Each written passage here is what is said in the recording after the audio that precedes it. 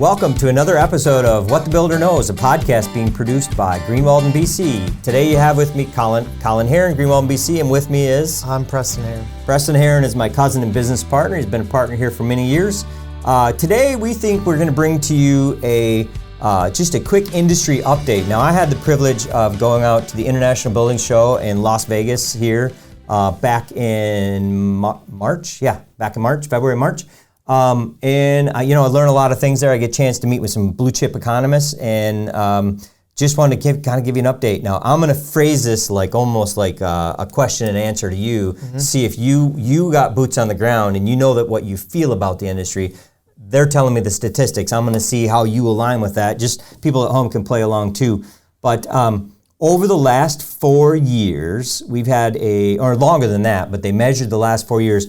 Over the last 4 years, we believe we've had a skilled labor shortage. How long, on average, do you think it changed the cost of, or the time that it takes to construct a house in America in the last 4 years? What's the duration that it got longer or shorter because of our lack of skilled trades? I would agree. We see this often, it's getting harder and harder and harder to employ skilled labor, definitely in our area. My best guess would be let's say, I don't know if that's talking about just a residential home construction. Residential home, yep. But I would say probably it would push a project out maybe 4 more months than what it would have cost before. Well, you may be right, you may be wrong, but statistically speaking, and this is University of Denver study, Holt and Ray 2025, so very recent survey, 1.98 month cycle increase, 1.98 months. So two month increase. Cycle. We've seen our jobs get longer. We've talked about cycle time. It's getting longer. That the average expense of carrying a home per month in the building phase is $1,333. So that is like utilities, site costs, taxes, these kind of things.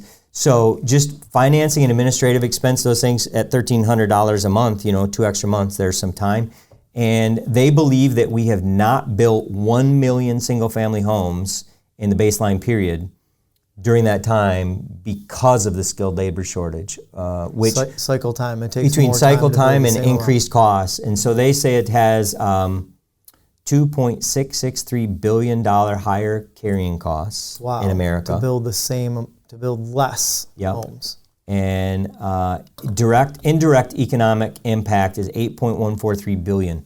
So the lack of skilled labor is causing us to build less houses. It's taking longer. You got to realize that we have an economic impact. Hey, that's one of the shop doors. We have an economic impact of, people buy appliances, people often buy home furnishings, all those other things, right?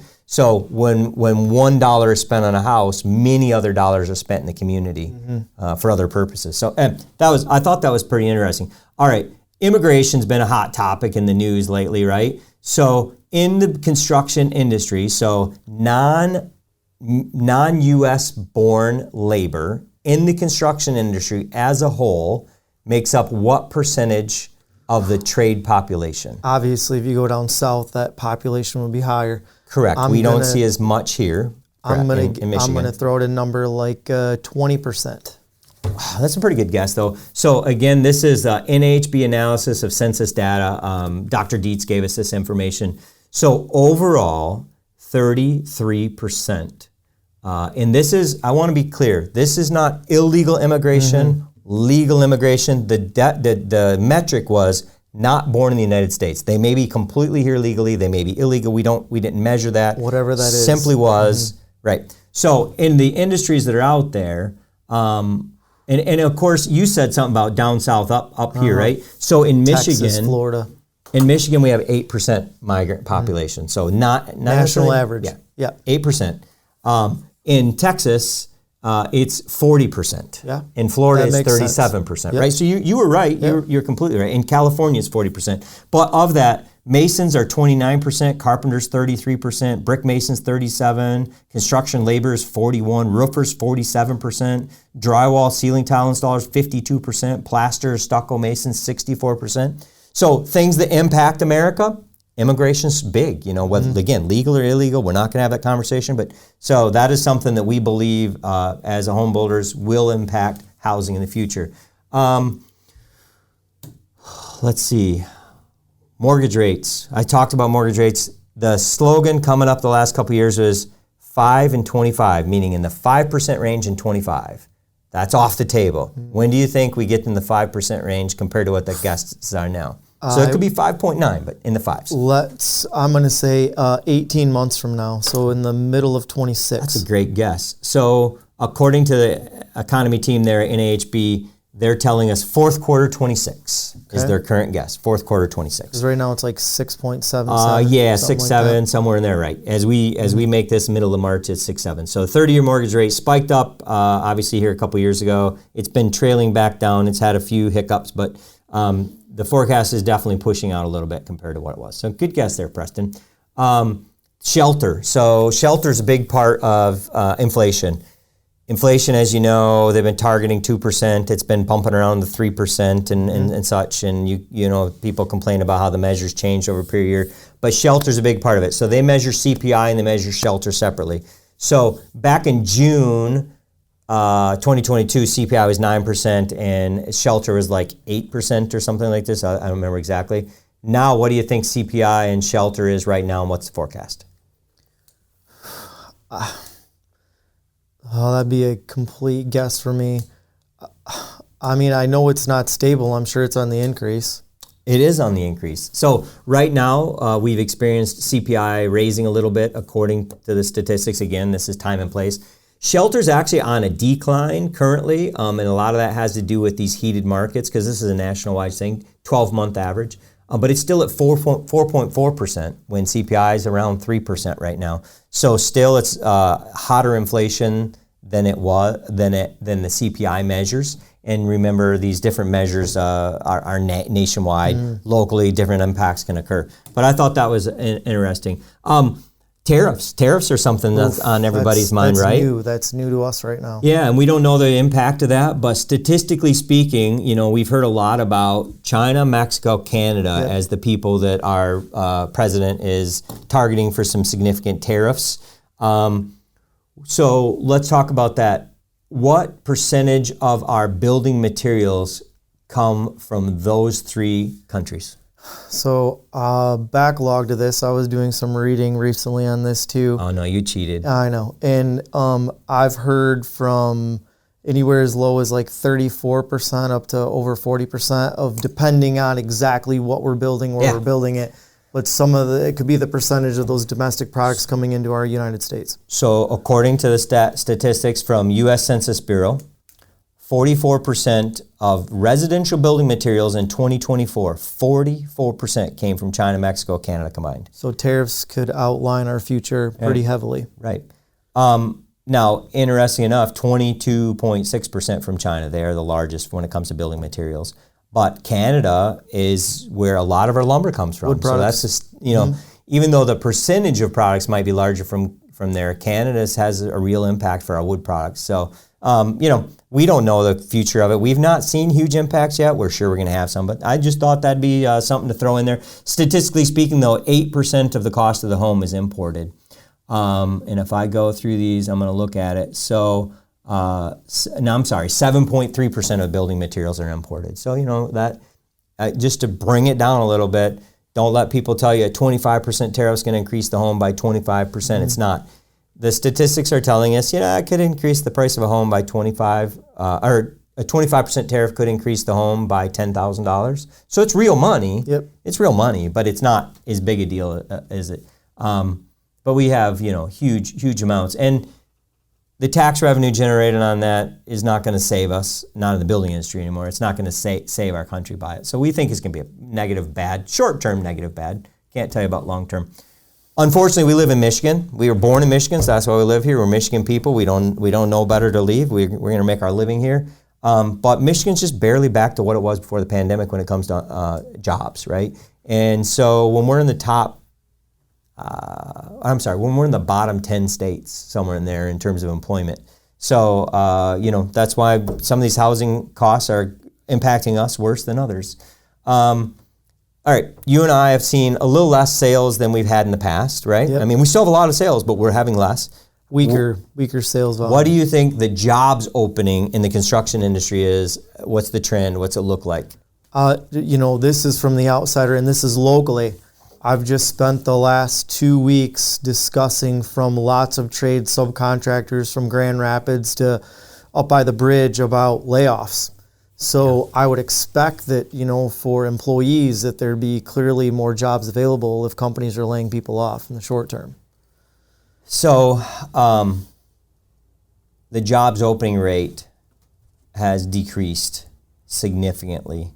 And so according to the statistics, people, the Bureau of Labor Statistics always is looking at us. And so they believe that there are about half as many jobs available in the construction sector now than there was 12 months ago, right?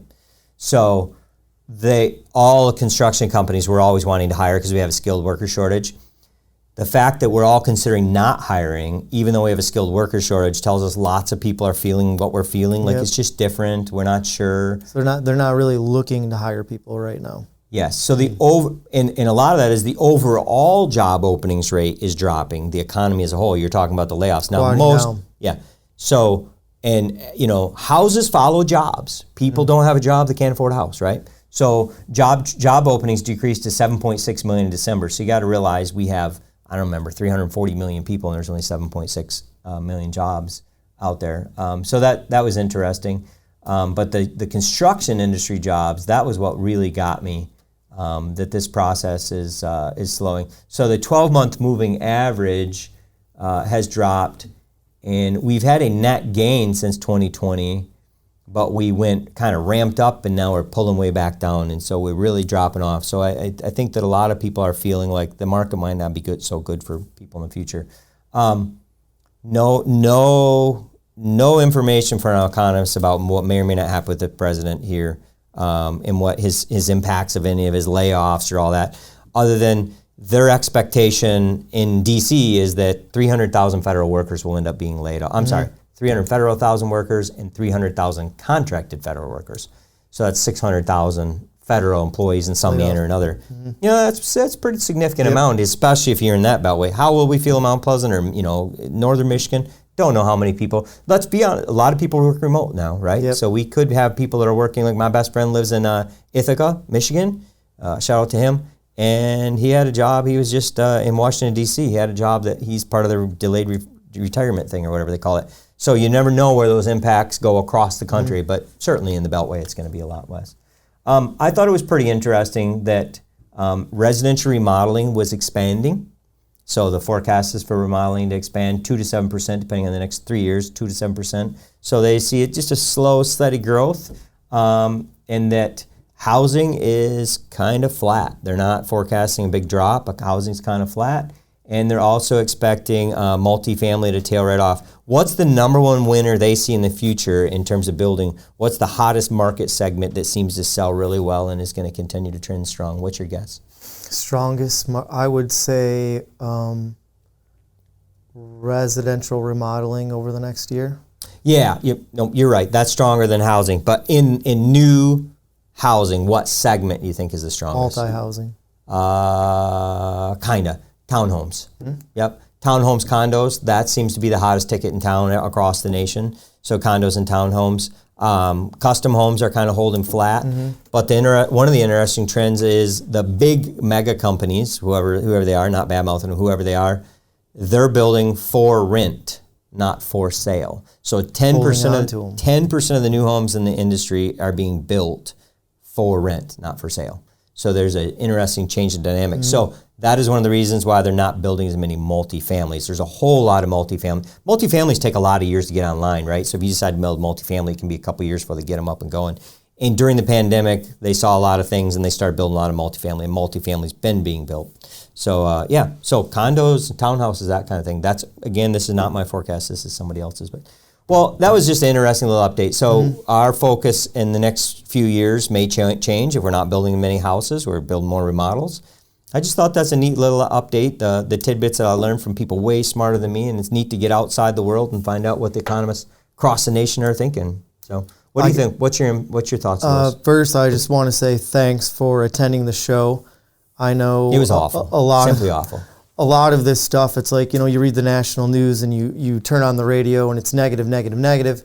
But it's nice that we've got boots on the ground there to help our business, so this helps project where we should be looking in the future, for the profitability of our company, for jobs, where's our growth at? So I think this helps, all right, we should fall in line with this somehow, use the data. Yeah, sure, and that's what we hope. I hope this helps my competitors, other people across the home building industry or, the construction industry. And the neat thing out there is you get to go with some really sharp people. You get to hear from people. And there's a guy who gave a great speech. His name's Scott Turner. He's the Secretary of Housing and Urban Development, appointee that was recently put through. And he gave a great speech. And I don't know if you know this, he was a former football player. He played, I think he said 9 seasons in the NFL. And he was like, if you keep getting beat, you get back to the huddle and you get beat by your teammates, mentally. And he said, and then you say break and you're a new team and new play and you call a different play. He said, you don't keep calling the same play when it doesn't work out. He's like, things are not working out for the American people right now, so we got to call some new plays in the housing world. So he was saying that, he intends to bring all the industry players together and find some new practices to try to get more affordable houses for people, because we've actually had to change our conversation from affordable houses to attainable houses, right? And that's an awful change of words, but it's like, how can we get you to obtain a house? We can't talk about affording it. And so it's interesting that, you get to rub shoulders with people that are really maybe going to change the future. And so it was encouraging that he's like, let's call some audibles, let's get out there, let's change the play. We can disagree vehemently. I don't know, he used better words than that, but he's like, we will disagree at times, but we are on the same team. We have to do better for the American people. So whether you like the guy or hate the guy, I didn't know him as a football player, but it's interesting to say, we can't keep calling the same plays. We've got to do some different things. And you've got 2 young children coming up. I have 5 children. 2 of them aren't in their own home yet. So we care about, what the future might be for our next generation. So anyway, with that, Colin, Greenwald, BC, What the Builder Knows, another podcast. My cousin and business partner, Preston, myself, Colin, and we are just thankful that you took another moment to watch us and listen to us. And hey, if there's something you want to hear about, we don't know all these things, but we certainly know how to look stuff up online. Or if you have an idea and different podcasts, we'd be happy to look it up and tell you a little something about it. Thanks. Have a great day.